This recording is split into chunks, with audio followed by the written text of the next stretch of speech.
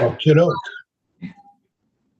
we are live. This is Thursday, March 6th. Yeah, Thursday, March 16th, 2023. This is Senate Judiciary. And the first bill on the agenda is S-33, Act relating to miscellaneous judicial proceedings. And it certainly is living up to its name, a lot of miscellaneous things. We have two issues. And is Eric with us online? Yes, he is. Okay. I'm going to start, Eric, with the easier one first. And I don't know if Judge Zone's here. I don't think he needs to be, but if he is, that's fine. Is he? Yep. Okay, well, let's start with Judge Zone on the problem of doing away with the Sentencing Commission at the same time that we're giving it duties.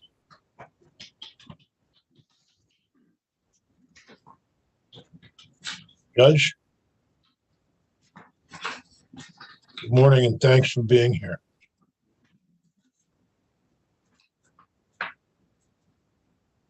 think you're muted or we're not hearing you. Because I had my headphones on a moment ago and I could hear you in one and the other. I love technology. So, Tom Zone, Chief Superior Judge. I have reviewed S-33 and would support the extension to have the Sentencing Commission continue to be able to do the work that this committee and other committees would have us do, and under the statute. So that would work. I do see that, in addition to the language in this bill that would extend the Sentencing Commission, it also has us looking at stalking. And there's a report deadline of December 15th. That would be something I think that we should be able to accomplish, in addition to the work that if S-27 is adopted that on bail, that we could do that too. Great, thank you. The amendment, Eric, do you want to, thank you, Judge. Are there any questions for the judge? Thanks much for joining us, even for a few minutes. I know your schedule's pretty busy. You too. Take care. Eric, you want to cover that amendment on S-33? Yeah, sure. Happy to. Very, very succinct, as Judge Zone explained. Eric Fitzpatrick with the Office of Legislative Counsel here to speak with the committee about different pieces of S-33, the miscellaneous bill, as Senator Scheer said. So the new provision essentially does what Judge Zone described. Right now, the Vermont Sentencing Commission has a sunset of this coming July 1st, 2023. In fact, I think the sunset has been extended at least one time previously and perhaps twice. So I think the previous time it was extended for 2 years. So it had been 2021, originally extended to 2023, which is now coming up. So you'll see in section 24 of the bill, which is on, at least on my version, page 21, line 9. And that is where the proposal is to extend the Sentencing Commission for 2 more years. You'll see that the actual change in date is on line 15. So with the current repeal date is July 1st, 2023.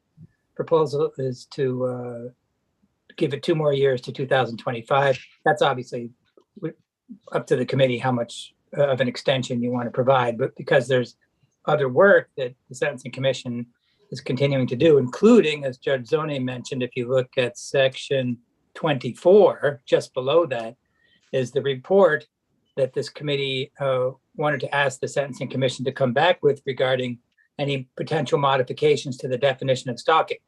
So obviously they're going to have continued work to do. So you need to extend that sunset at least some amount of time in order to permit them to continue and finish up this work. I also should mention, and thanks to Judge Zone for pointing this out, there is a typo that I'll correct in section 24. It's line 19. There's an extra or, a stray or that you don't need. So that last or will be deleted. Oh, good. Only so many ors you can have. That's true. All right. Is there any objection to removing the sunset for a 2-year period on the sentencing?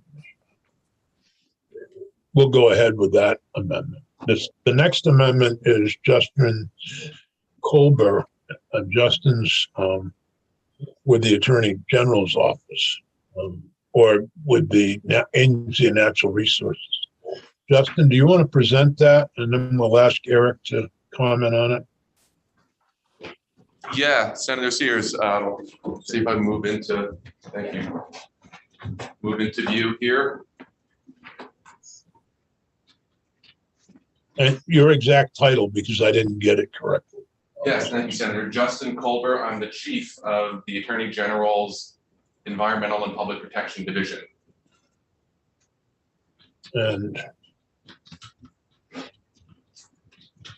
And so I'm here this morning to propose a section of legislation that would be added to S33. I hope the language was circulated. I also have physical copies for anyone here. And I have about 5 minutes of prepared explanation if that would be helpful. Yeah, please go ahead. Great, thank you. So before we get through the nuts and bolts of the language, just an overview of what the language will do. We're proposing legislation that's going to change the accrual date for when someone can bring an environmental contamination claim. Right now, there are current limitations periods of around 6 years. I'll go through those in a minute. What we want our language to do is to say that anyone, whether that's a private person or the state, could bring a lawsuit based on environmental contamination each day that that environmental contamination exists on a property or in natural resources. I want to be clear, we're not creating new causes of action. It's a new timing legislation of existing claims, and I'll explain that as well. And we think this is codifying into law what already exists as a common law doctrine, known as the continuing tort doctrine, and I'll explain that as well. So first, just to zoom out again, we're really talking about changing statute of limitations here. Statute of limitations, as this body knows, are created by the legislature. They're shortened, changed, modified, and extended quite frequently. So that's appropriate for this body to do here. And in Vermont, Title 12 in the court procedure statutes is where we find our statute of limitations. Chapter 23 explains the statute of limitations for all kinds of different claims. There's medical malpractice, there's wage claims, and of course the civil claims are 6 years in Vermont. And in Title 10, where we have our environmental laws, Title 10 is conservation and land development, there are also 6-year statute of limitations. So the way this plays out in environmental contamination cases is there's a 6-year window for anyone to bring an environmental contamination claim, and that's a private plaintiff or the state.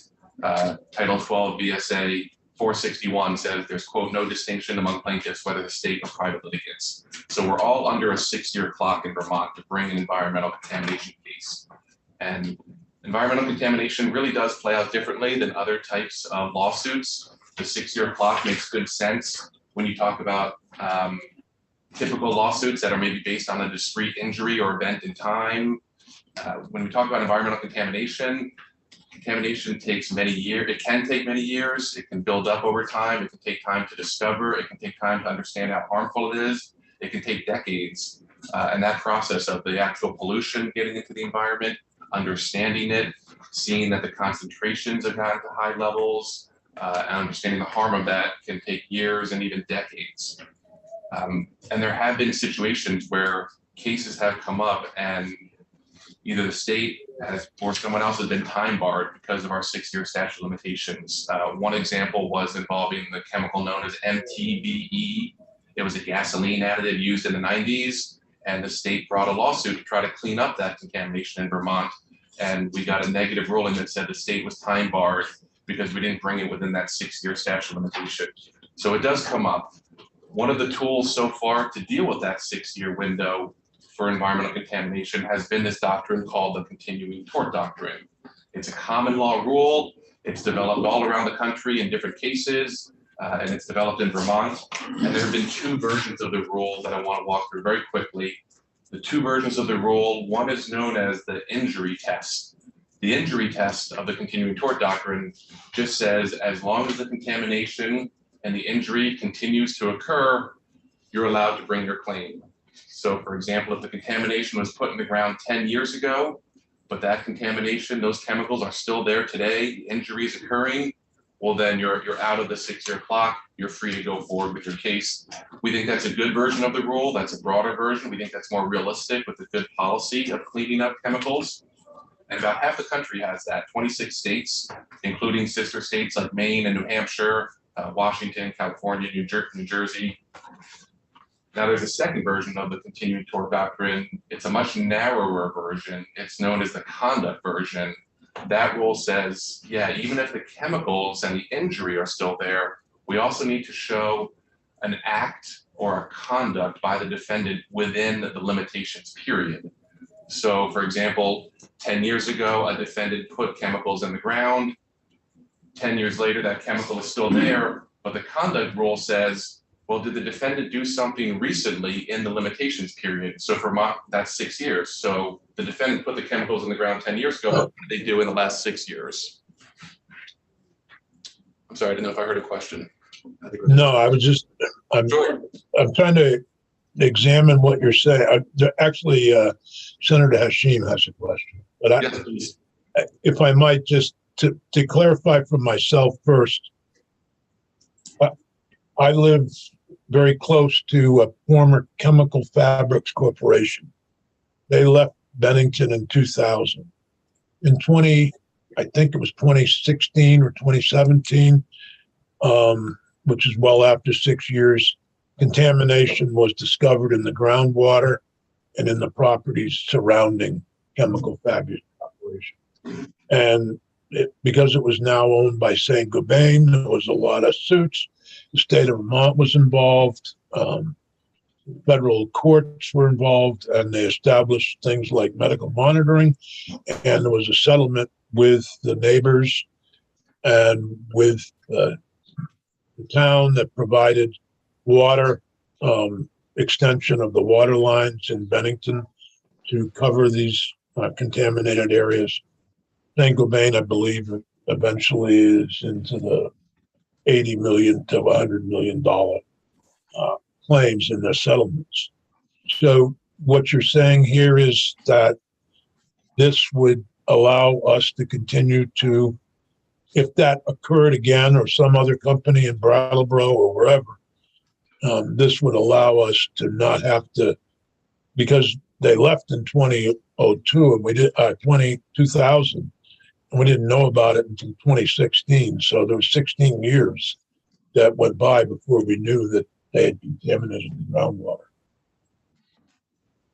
Right. So yes, and here. So we're familiar with that example in Bennington, and in that example, there was not a timing issue because the contamination was discovered in 2016, and the lawsuits you described were brought pretty much right away.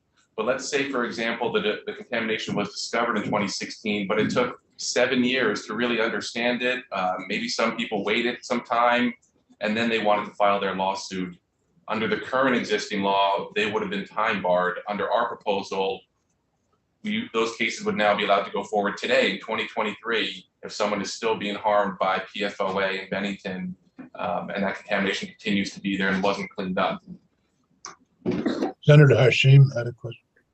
Thank you. I think part of my question was answered through the dialogue there a second ago, but so is it correct to understand that, you know, currently we're existing under the conduct test, and, you know, the issue is that we're not able to identify the acts or the conduct within that 6-year limitation period, and the hope is to switch to the injury test. Is that accurate? That's very accurate. Thank you. You said it better than I could have. Right now, the state of Vermont law is that we're following the conduct test. There have been several Supreme Court decisions that have said that. The most recent one was in January of this year. It's known as the Nesty case. Private litigant sued the state of Vermont.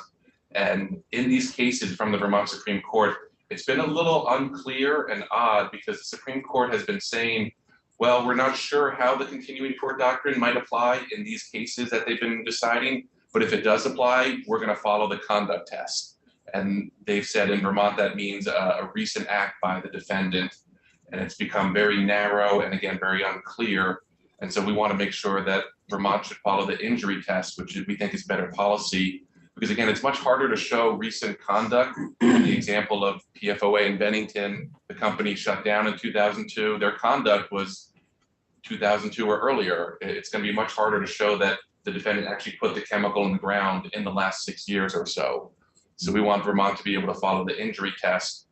Again, the Supreme Court cases in Vermont they haven't been super clear, and that's why we're here today. We think statutes of limitations and timing is much better done through the legislature. We think that's where the clarity comes from. We think that's going to give guidance to the courts and to the parties. I think that makes sense. Thank you. Senator Sears, if I might. Yep.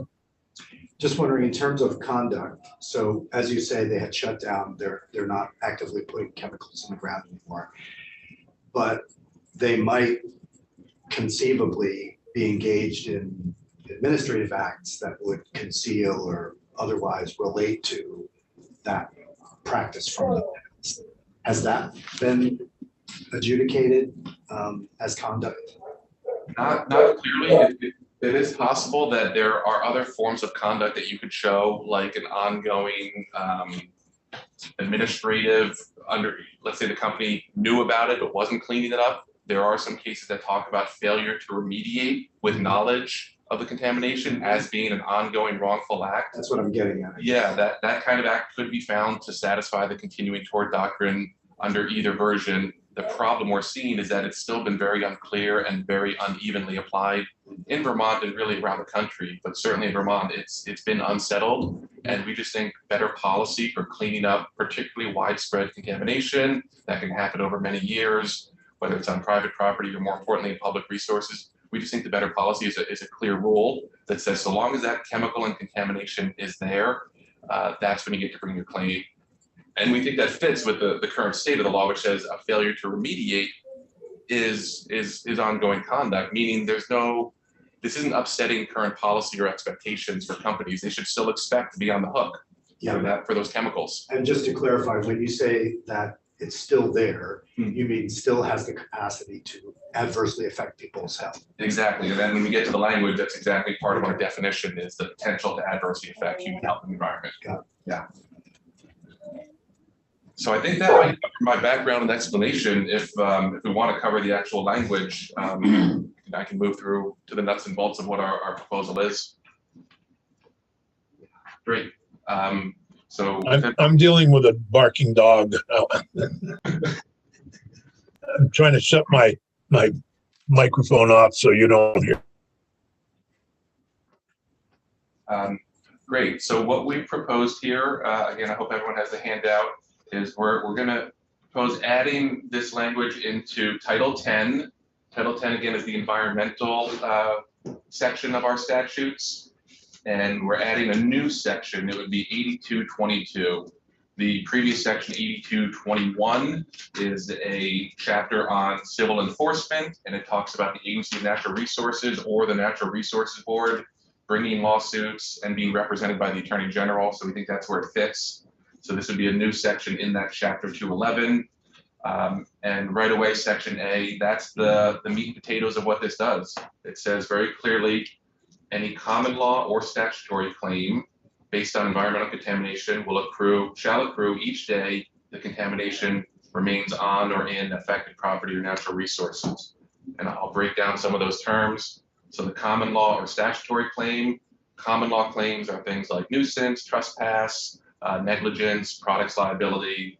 Statutory claims are those that are found in statute. For example, in Title 10, we have a host of statutes around wetlands and dams and forests and water quality in rivers and lakes. There's a whole cleanup statute known as 10 VSA 6615. All of those claims would now fit this bill.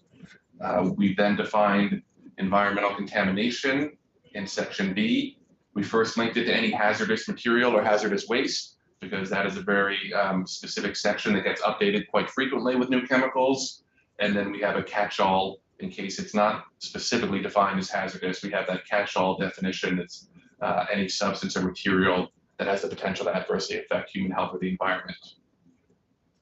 We've also mentioned that property would include buildings or other structures. So that's not just someone's lawn or soil. It would include a building or structure. And we define natural resource Again, it has the same meaning as being used in another reference of Title 10, which includes everything that you would think of: soil, air, water, iota, groundwater, drinking water. Could you just quickly, and I may have missed it by coming in late, but the word accrue in this particular legal sense, I'm thinking of it in more everyday senses, but if you had to break that down. Yeah, so we haven't given that a specific meaning. We're using that as it is interpreted in legal doctrines, which is the timing of when something kicks in, so to speak. Right, but I mean, accrue in common parlance is more like it's being added to. So things accrue, they get bigger. So is it a dual reference to the claim being effective, but also the remedy potentially accruing? Or is there some sense in which it's tracking something not just being effective, but getting larger, or you know what I'm saying? I think I understand that. I think first I would say this doesn't really speak to the remedy, so it wouldn't speak to the sort of accumulation of the damage. It really speaks to the timing of when you can bring your lawsuit, and it accrues each day that pollution remains on the property. So it's really, did my lawsuit start today on March 5th? Are we at March 16th? Well, if the contamination is there, then it accrued today. If the contamination is there tomorrow, it accrued tomorrow. It's not a sort of aggregation. It's really just a. Yeah, I'm just thinking of the language shall accrue each day. You know what I'm saying? Like, yeah, and there's maybe another way we could. No, I mean, you're the lawyer. Sure, yeah. I'm just wondering, because if you read this in any other context, accrue each day would mean it gets bigger each day. Like a fine that accrues gets larger, additional penalties, etc. Yeah, anyway. I do understand that. I could read as it grows each day versus our intended meaning here is that it arises. Yeah. Yeah. Yeah. Okay. So assuming we keep that language of A and B of those definitions, and then C is just really a belt and suspenders catch-all to make sure that we're not unintentionally shortening any other accrual date that may apply. We don't think there is going to be any sort of conflict or overlap, but just to make clear that the overall purpose again is to allow the latest possible date to apply to environmental contamination cleanup. Then the next new section that would apply is really, it's about the effective date, and it just says that this is going to be effective when it's for any case that exists when the law is passed, and there's a slight retroactivity here. And what it means is that this applies to any action that was commenced after the effective date or anything that's pending on the effective date, meaning that the lawsuit that's pending right now, if this bill were to pass and be signed into law tomorrow, if there is a lawsuit right now that's pending, it would be grandfathered in under this. So it's a slight retroactivity to cases that are currently pending. We use that language because it tracks from other cases and language that have found that retroactivity to pending cases makes good sense. It's clear that we're not reviving a final judgment that already exists. So someone that maybe had a negative decision under the prior doctrines I explained would not be able to revive their claim and bring a new lawsuit just because this bill is passed. And just to add on to that, so then it says, shall not revive a claim subject to a final non-appealable judgment. So something where there had been judgment, but there were potential appeals that had yet to be filed would still be grandfathered in under this? Exactly, which really, if you're talking about a 30-day window, so if the judgment really weren't final and not appealed at that time, which I think would just be a 30-day window. If there's something out there right now, let's say there was a final judgment 2 weeks ago based on these doctrines, and they hadn't yet appealed it or the appealable time hadn't run, that possibly could be undone by this, but we don't think there are any cases out there that would fit that. Yeah. That's really a separation of powers, belt and suspenders clause to make sure legislatures don't undo final decisions of courts. And then the last section there is going to be another belt and suspenders tweak to another section of Title 10 I mentioned earlier, Title 10 did have its own statute of limitations for environmental contamination cases, or really any environmental claim under Chapter 211, which is 6 years. So 1 and 2 that you see at the bottom, those are existing provisions, and the last third one that's underlined, that would be our new belt and suspenders to make sure that we're going to be consistent with that 6-year time. And so what we're saying there is you get the benefit of the accrual period if the contamination exists, and it's going to be 6 years from that date of accrual.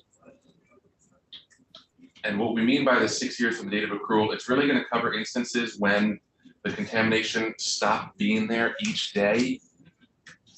And I'm going to try to help explain this because for me, I had to do it a few times to understand what we're saying here. It's the bill we're proposing is the lawsuit starts whenever the contamination is there each day. If the company cleans it up or someone else cleans it up, it no longer is there each day. That's when your 6-year starts to run under that last provision.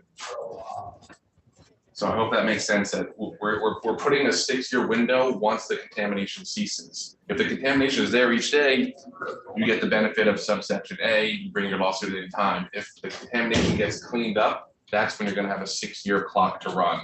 And we made that to be consistent with the other 6-year clocks. I just keep getting hung up by the each day thing. Yeah. So if the contamination is there, what meaning is added by saying each day? Because either the contamination is there or it's not. So when you say each day, I feel like there's an additional legal implication there, but that I'm missing. Maybe I can help explain it through the Bennington example. Let's use PFOA that was put in the ground over the many, many years. It's discovered in 2016 and it's not cleaned up.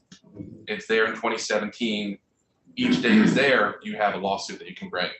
Let's say it's not cleaned up all the way to today, 2023. It's still there each day, whether it's today or tomorrow, you can bring your lawsuit based on PFOA, regardless of how many years are passing, as long as it's there. Now let's go back to 2016 when it was discovered. Let's say everyone cleaned it up. The responsible parties, the state, everyone cleaned it up. It's no longer there. No one has brought a lawsuit yet. All of a sudden, your 6-year clock is going to start to run under this final provision of number 3. Okay, Yeah. so if, and I'm not suggesting this, but as a way of making sense, if it said shall occur so long as the contamination remains on, would that be the same meaning? It sounds like that's what you're saying. So long as the contamination. Sure, yeah, Okay, yeah. I'm just, the each day thing is a little hard because again, like accrual, it seems to be hinting at some kind of day by day count or something, but it's not. I just looked up accrual and it's got 2 main meanings. One is the accrual of interest penalties where they're calculated and get larger, and the other is just that it's effective from that date. And so that and the each day thing are just hanging me up a little bit, making me It's like the library that you didn't return a book for 50 years and now. right. Yeah, And it accrues, but we're not doing that. It's just shall be effective so long as. It's kind of. yeah, and that tracks with the continuing tort test as well, that talks about the injury so long, if you use words like so long as. Yeah, So we could say shall accrue so long as, and write the each day it's as well. fine as long as Yeah. I know what it's actually doing. Yeah, that was frankly a much clearer explanation. Shall accrue so long as the contamination remains on it. Yeah. And it's highly unlikely that contamination that we're talking about will get cleaned up. The contamination in the ChemFed case is forever, or at least as long as we can foresee. So it's my property will be contaminated into the hundreds of years it takes for that to get out of the system. But there may be an oil spill, for example. Would that be the difference? Sure, there are some contaminants that are more readily able to be cleaned up than others. But I think an important point that I want to conclude on is that what this is going to do is give us the tools particularly for the state and private parties as well, to really do everything they can to clean up contamination, because what we're learning more and more is that chemicals really are pervasive. We're continuing to discover new ones. We're continuing to discover the extent of the contamination. And so we think this is good policy for Vermont to be able to do that. Could you briefly explain the Nesty case to us and how that, and I hope I'm using the right letter, the right name, the Nesty case, how that affected, well, how that brought us to this point? Yes, exactly. So Nesty was a private landowner. She was living on along Shelburne Road, Route 7. And I think it was back in 2005 or at a certain time, V-Trans had redone the roadway there. They had redone construction in 2006. They redid Route 7, and it created some stormwater runoff. And the neighbor said that the stormwater runoff was coming onto her property, and that was a tort. It was a trespass, and it caused damage to her property because of stormwater runoff. And because the event had occurred in 2006, her lawsuit was against V-Trans. The state and V-Trans argued that the case should have been brought in 2006 or within the 6-year window. And to try to get around it, she wanted to argue the continuing tort doctrine. And there were other reasons that the court dismissed the case. The court dismissed it because it said it was not ongoing pollution. And so there were other reasons. And the state didn't argue for the continuing tort doctrine to apply, but suggested that if it did, the Nesty couldn't meet it anyway because there was not an ongoing injury to her. Stormwater is very different than environmental contamination or chemical pollutants. And the Supreme Court decided to discuss the continuing tort doctrine without definitively applying it, but they had language that said even if it did apply in this case, where there was no recent wrongful act by V-Trans in the 6-year period, which is a nice shout out to V-Trans, saying V-Trans, you didn't do anything wrong in 6 years, but it wasn't helpful as far as clarifying the legal doctrine. Again, it seemed to suggest that for any continuing tort, you need to have a recent wrongful act by the defendant. So sure, in that case, maybe that was a good way to look at it, but we think that could have negative consequences for environmental cleanup cases. And we want to really clean that language up.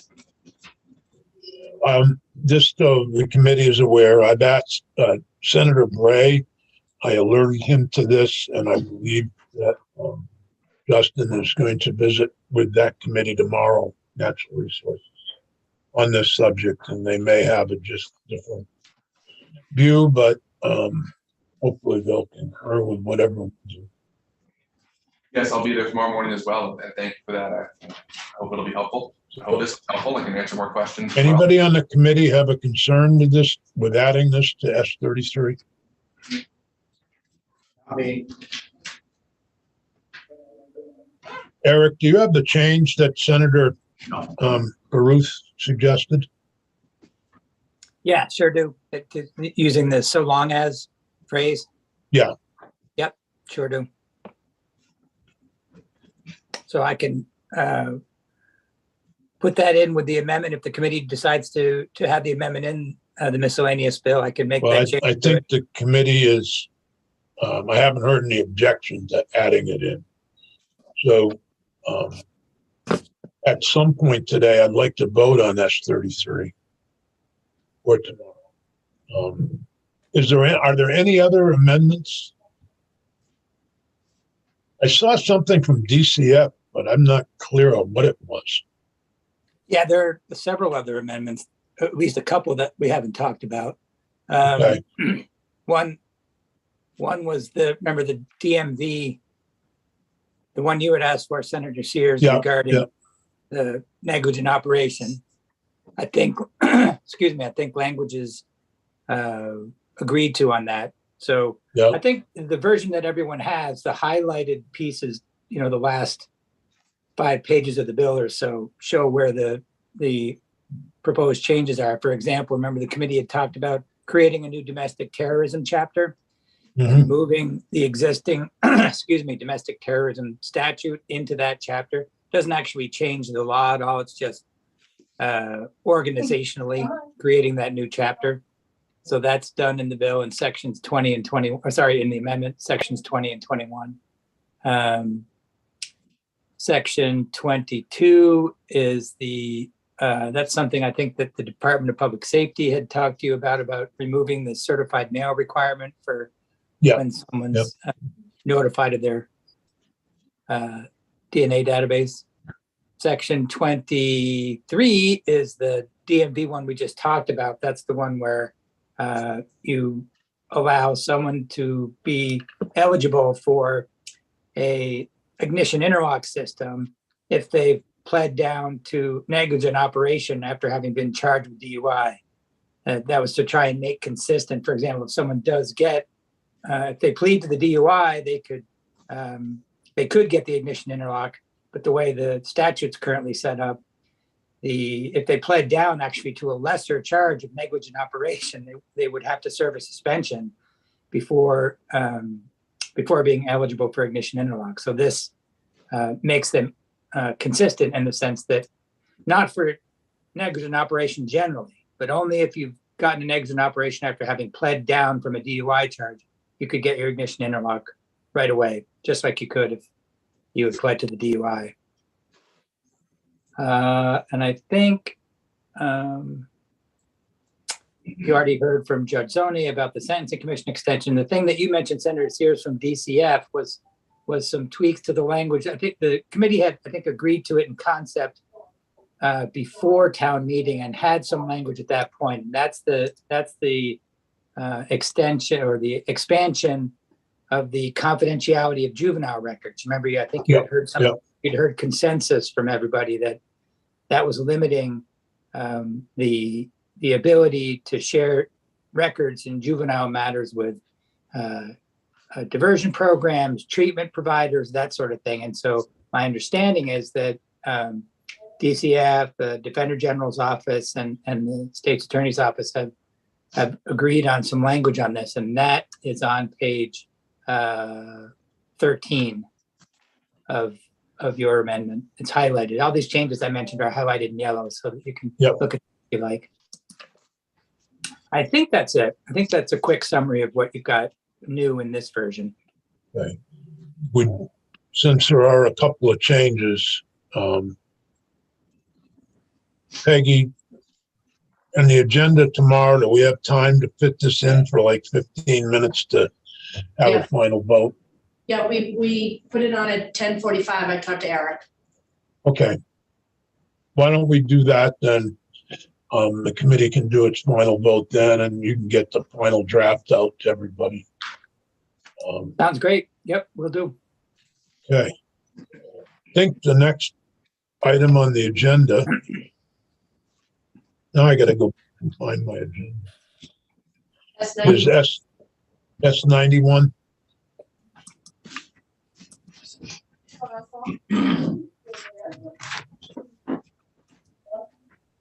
And Eric was going to lead a walkthrough of the bill.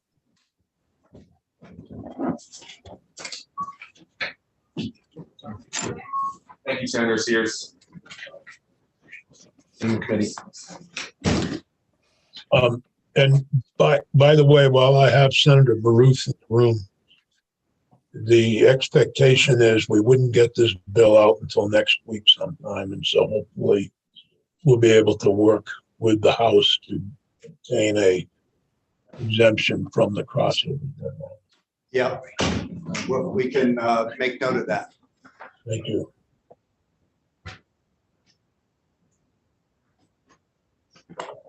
So go ahead, Eric.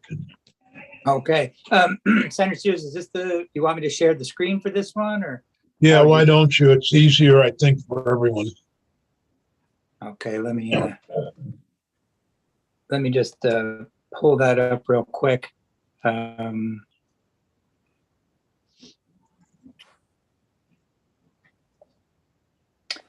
assume that one's posted, Peggy? Yes. Great, thank you.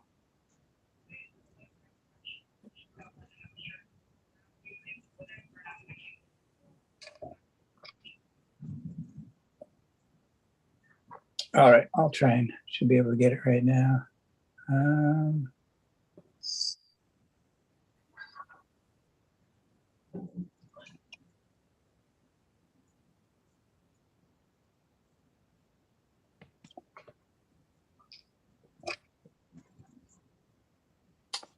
All right. Does everybody see that on your screen? Yep. Great, No, thank you. No? no, we can't see it. Do you see my screen now? See your screen, but not the bill. Yeah. All right, Oh, blurry. how about now? No, we're seeing a message that says stop broadcast. Let me try and restart that.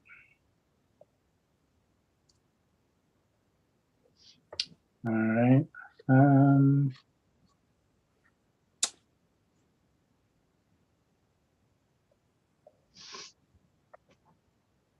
Try that one more time.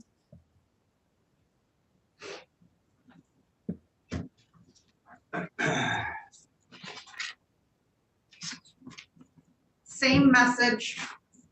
Do you want me Still to see- try? Is that now, does it say you are sharing screen? Is it It switched? says screen broadcast and then below Zoom and then below that stop broadcast. Huh. Can You want you me to do try that? it? Peggy, can you do it? Yeah, I'm gonna try it right now. Because it's on the committee webpage as Yes, well. it is. Hold on. No, I have to pull it up.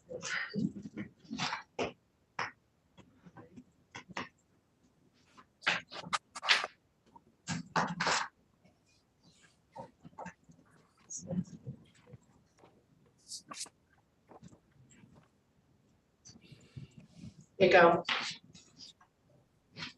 Great, thank you, Peggy. You're welcome. Okay, so Eric Fitzpatrick with the Office of Legislative Counsel, still here this time to talk with the committee about S91, which is an act relating to competency to stand trial and insanity as a defense. Here to do a first walkthrough of the bill. You'll see from the statement of purpose that there's a couple of main things going on in the bill here, but they all relate to proceedings involving competency to stand trial and the insanity defense. Just or as an initial moment or two to put down some background here. The important thing I think to understand as far as what the main proposal is, or at least one of the main proposals of the bill, is that when you're talking about the insanity defense and competency to stand trial, you're talking about the mental state of a criminal defendant at two different times during criminal proceedings. So there are two different concepts that apply at two different sort of temporal moments, two different moments in time during a criminal proceeding. So the insanity defense applies to the defendant's mental state at the time of the alleged commission of the criminal act. So it's the mental state at the time of the crime. And what it means is that and what that mental state is, I should say, is that if at the time of the crime, the defendant doesn't have the ability to either appreciate the criminality of their conduct or the ability to conform their conduct to the requirements of the law, that is a complete defense. The insanity defense is known as a complete defense, which means that the person cannot be charged with the crime any longer. It's a total defense to the criminal charge. So if that person can't either understand that what they're doing is criminal, or even if they do understand it, if they can't conform their conduct to what the law requires, and it's an either or, then the insanity defense is successfully proven. And it has to be proven by the defendant by a preponderance of the evidence. And so that's a key point too, that it's a defense that the defendant has to raise and prove it by preponderance of the evidence, more likely than not. On the other hand, the competency to stand trial is not a defense, it's a threshold issue.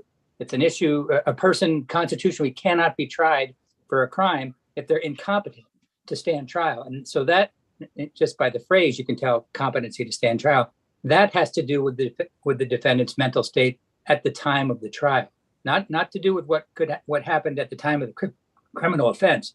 It's what's the mental state at the time of the trial. And if at that time, if the defendant either sort of can't appreciate the nature of the criminal charges against the defendant, or can't participate meaningfully in their own defense, then they've met that legal threshold of being incompetent and can't be tried. Now, an important distinction there is that a defendant can regain competence. Now, if you were found insane at the time of the offense, as I mentioned, that's a complete defense. You can never be tried for that offense again because you have not had the required mental state at the time of the offense. That doesn't change. However, competency to stand trial can change. So even if you were not competent in a given moment, you could regain competency later, and then the criminal proceedings could continue further down the road. So that's an important concept to understand, because probably one of, if not the main theme that you'll see in the bill, one of the main things going on is a decoupling of the competency and insanity defense evaluation procedure. Under the current law, any party, the prosecuting attorney, the defense attorney, the court, even a guardian, they could file a motion for an evaluation, a psychiatric evaluation of a defendant for both competency and insanity defense purposes at any time, and they can be requested together. What the proposal is that those two proceedings are separated; they're decoupled, and that's sort of based on the rationale that, as I mentioned earlier, insanity is a defense that the defendant has to raise. Competency is a threshold issue that the defendant can't be tried if they're incompetent. So, if a defendant is found incompetent, there would never be an opportunity or an ability to raise an insanity defense until they were found competent. So you see that? So if they're incompetent, the trial doesn't happen. So the insanity defense wouldn't get raised. It could get raised later on if they are found competent subsequently, and then the trial continues.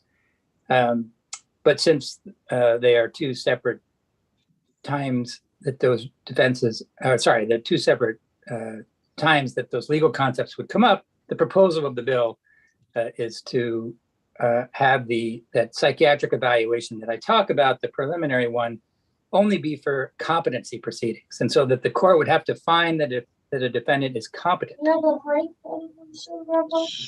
Yeah. Okay, I'll make a plate right here.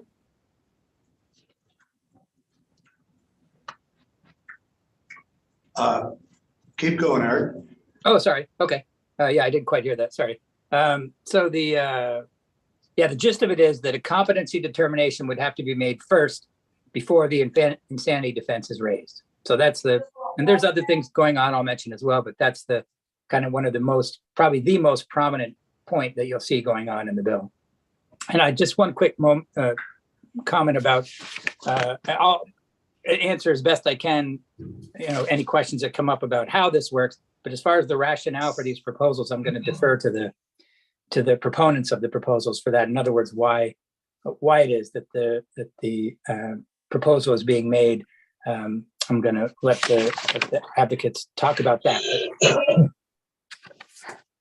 So does that sort of give everyone a little bit of a basis to kind of go forward into the language? Any questions before that?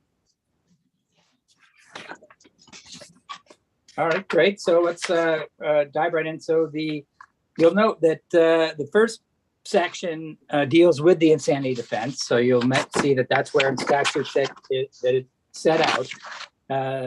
Subdivision 1, page 2, that's what I just mentioned. That's the existing, thank you, Peggy. That's right just go on to page 2. That's perfect. And you'll see existing law, subdivision 1, that is the insanity defense that I just mentioned. As a result of this is line 2, as a result of mental disease or defect, defendant lacks adequate capacity either to appreciate the criminality of their conduct or conform their conduct to the requirements of the law. Move down to subsection B, line 10. You'll see, and I mentioned also that's existing law, lines 10 and 11. The defendant has the burden of proof of establishing insanity as a defense, affirmative defense by a preponderance of the evidence. That's more likely than not. So it's a defense that the defendant has to raise, and they have to establish it by a preponderance.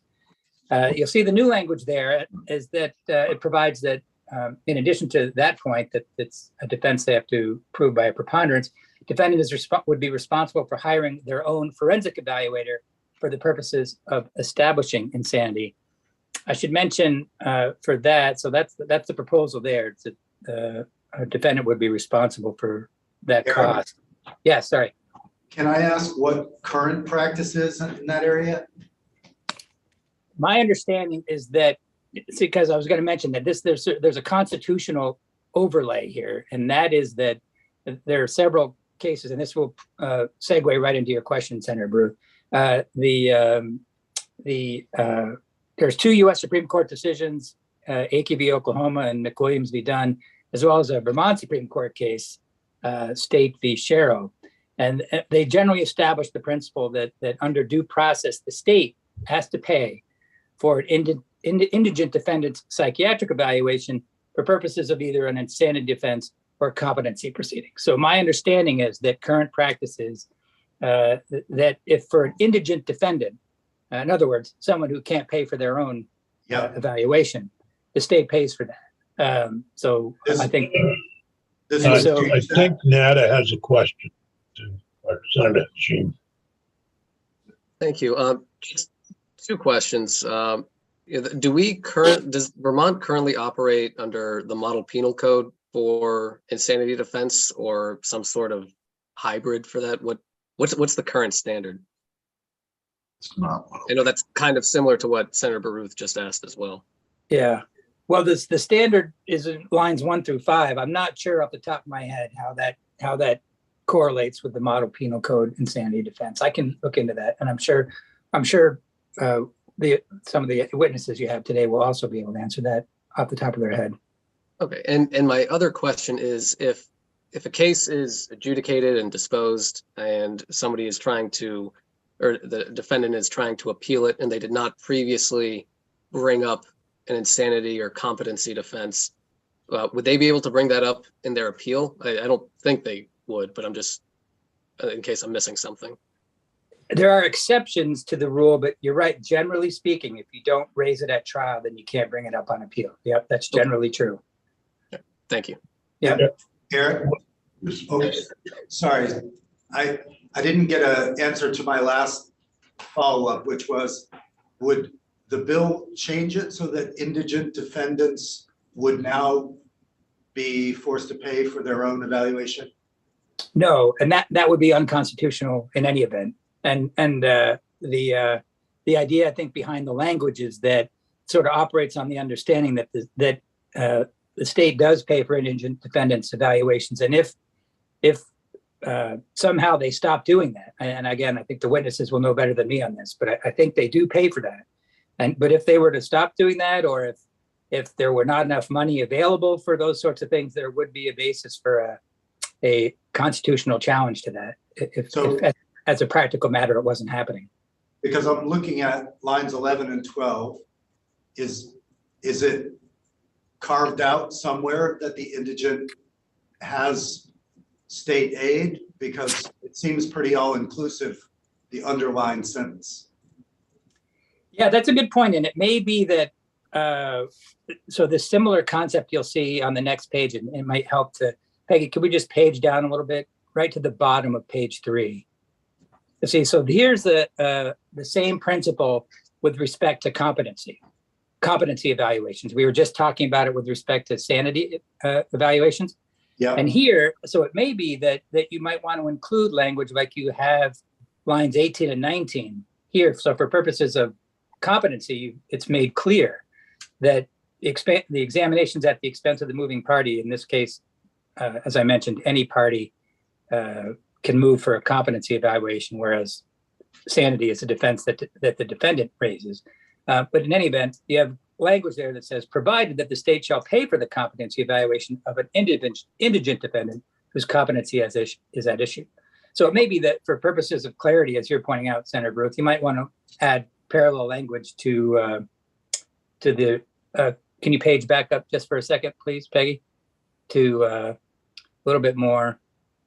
Yeah, right there. You may want to add that similar language to the insanity defense piece here on, as you were mentioning, on lines 12 and 13. Okay, great. Thank you. Yep.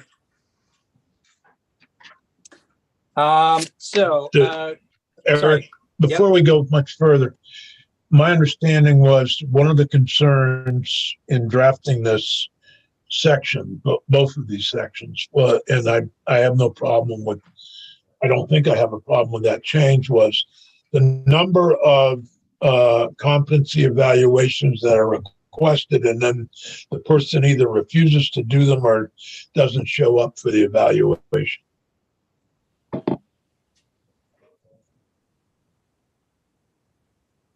Yeah, I think that there's some witnesses will have some more detail on that, but I've heard that. And that may be why that particular section is the way it is.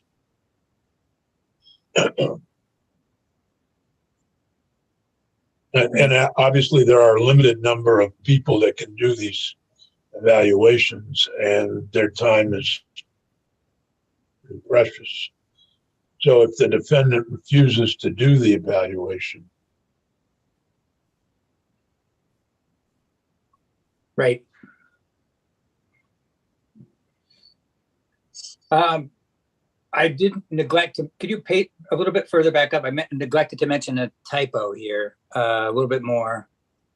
Yeah, so right there, that on line 14, Rule 12 should say 12.1 of the, because that's the criminal procedure rule that deals with the insanity defense. And Rule 12.1 has some time frames in it. So it would really make more sense, I think, to strike the words "at any time during the proceedings," lines 13 to 14. And that way you're just cross-referencing the rule that deals with the procedures for raising the insanity defense, and that would control. Thank you, Peggy. So yeah, moving on down now to section 2. So right here that you're looking at page 3, this is the decoupling that I mentioned. This is at least one place that you're seeing it. So right now, as I mentioned, at any time during the proceedings, and you looked at existing law lines 15 to 17, anybody can motion for a competency evaluation for purposes of, a psychiatric evaluation for purposes of competency or the insanity defense. And it can be the court or the state, the defendant, attorney, guardian, et cetera.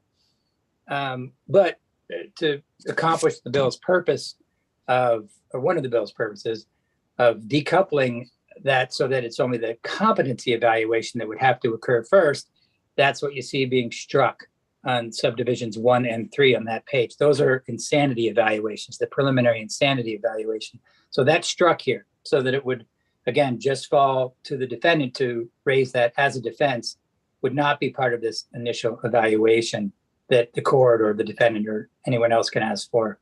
In that case, it would just be a competency evaluation that they would be asking for to establish competency before turning to an evaluation for purposes of insanity. And I already we mentioned that language there at the bottom. This just makes clear that if someone does make a motion for one of these evaluations, they pay for it, it's at their own expense, provided that for an indigent defendant, the state would have to pay. And again, that's a constitutional requirement.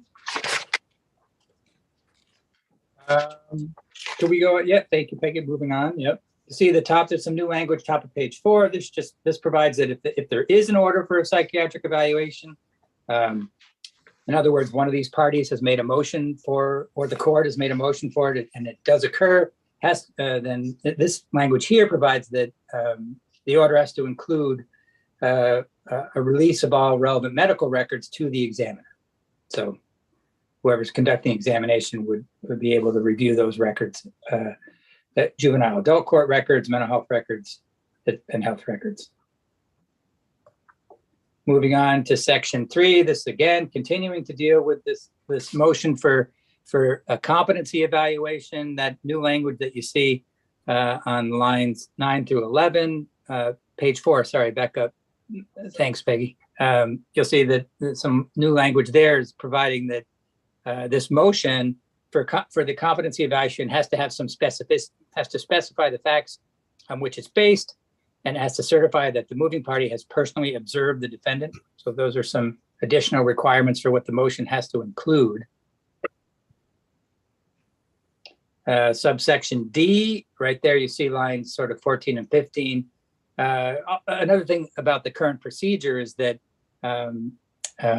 if a motion is made, there's an initial screening that has to occur while the defendant is still in court. And you'll see that it has to be existing law there. It has to be completed by a designated mental health professional while the defendant's still in court.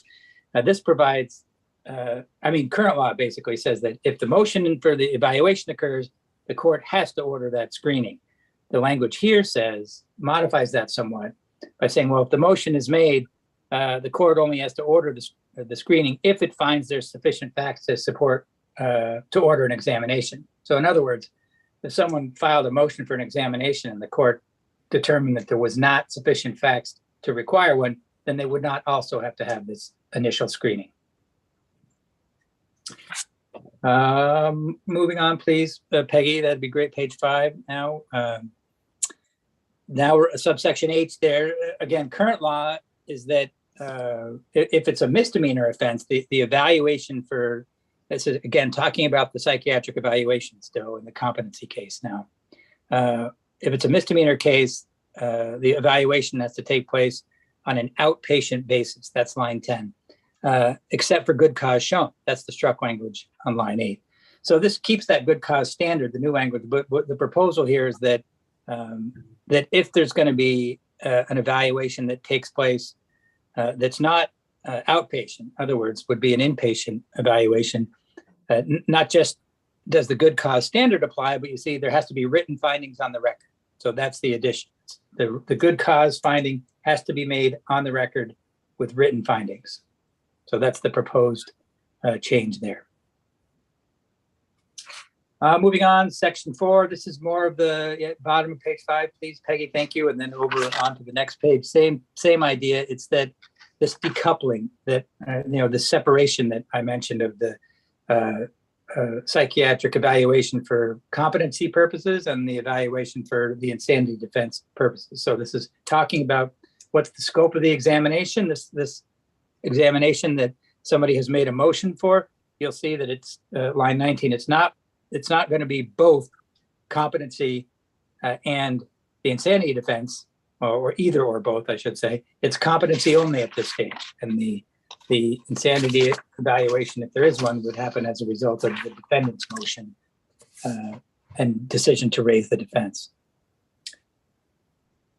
You'll see some struck language bottom of page. You're right there, that language, that whole subdivision 2 and over onto page 7 that's struck. This actually, interestingly, this was passed last year in an attempt to do the same thing that's being done now by this bill, this decoupling, this separation that I'm talking about. This was a first, I think, run at it last year, and you'll see that it does. If you look at the struck language, if you could please page up just a little bit, back up a little bit, Peggy. Yes, thank you.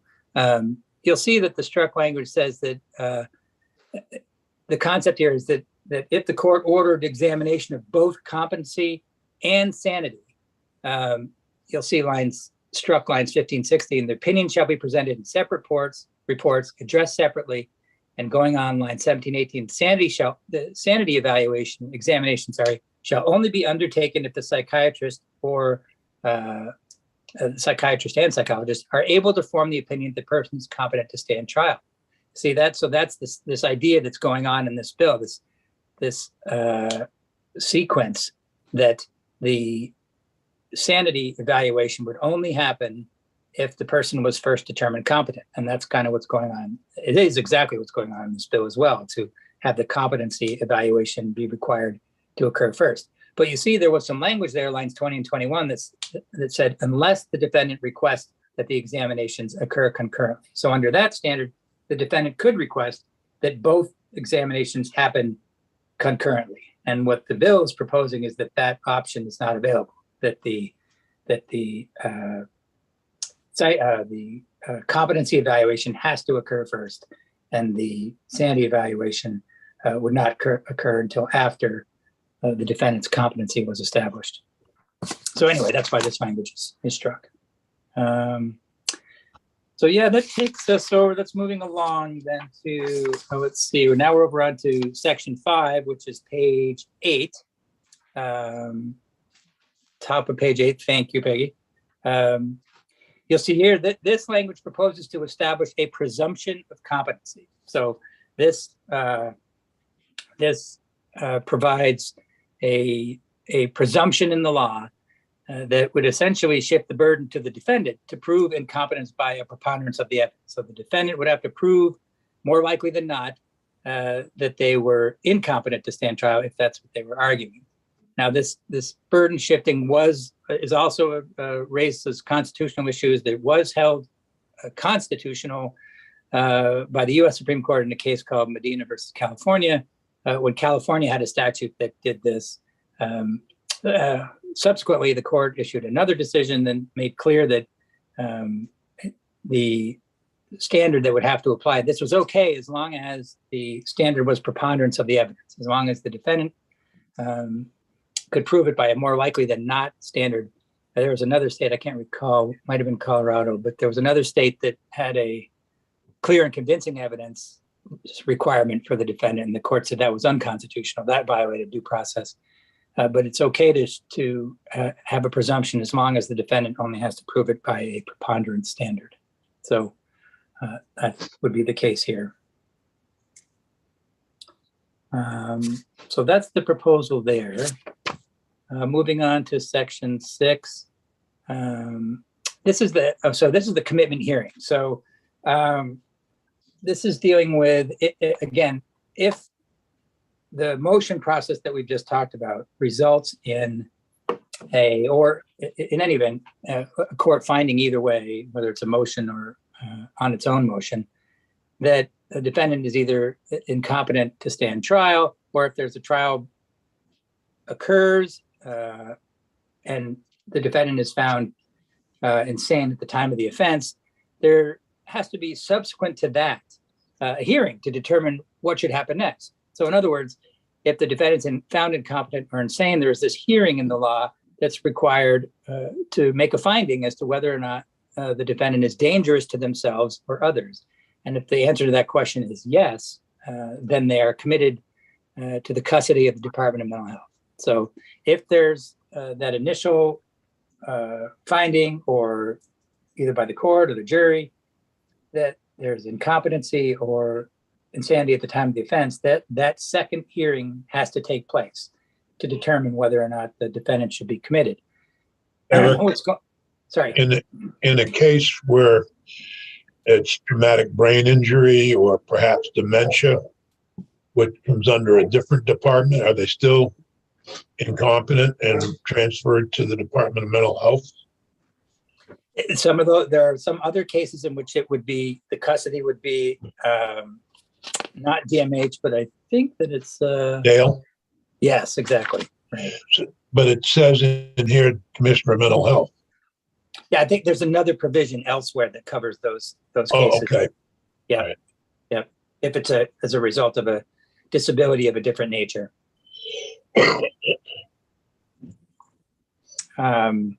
So again, part of you'll see the struck language there right at the top of the page, line 1. That's striking that cross-reference because it refers to that initial psychiatric exam that we've just been talking about that's now been separated. So that wouldn't occur with respect to the insanity defense. It would only be with respect to the competency determination. So that's struck here as well, the same way you've seen it struck elsewhere in other places of the bill. So that brings us to the last page. Thanks. And you'll see there's two different things going on here.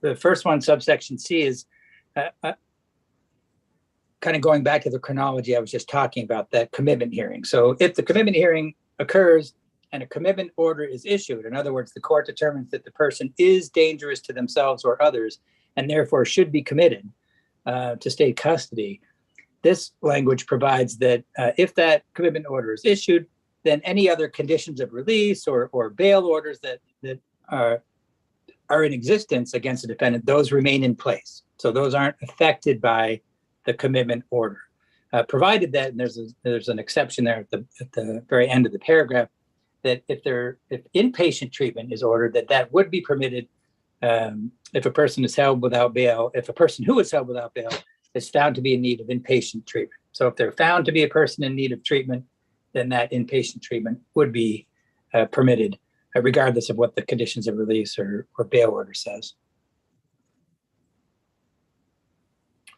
And lastly, you see some proposal for a plan. This is from the Department of Mental Health and Dale regarding a plan for competency restoration. Remember, I mentioned at the beginning that competency is something that can be regained, can be restored. A person can be incompetent at a given moment, but later on, through treatment or other means, the person could regain competency. So the idea here is to require DMH and Dale to come up with a plan to create a program for competency restoration. And that would address such things as you see lines 17 and 18, recommendations for best practices, any changes to law necessary to establish such a program, how much it would cost, and a proposal for implementation. And the target date there is November of this year. So on or before that date, the plan would have to be proposed to the governor, the Judiciary committees, healthcare and health and welfare committees, and human services as well.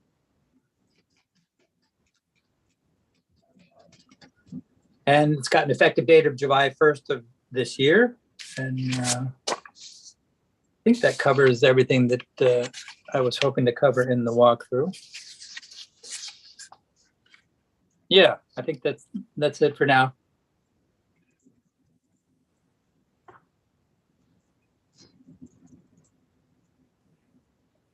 It's muted. The Senator Sears, you're muted, I think. Eric, good job. And you Thank you. brought us back in time. Are there any questions for Eric about the bill itself? Okay, good. We're going to take a 15-minute break, get back at 10:30. And take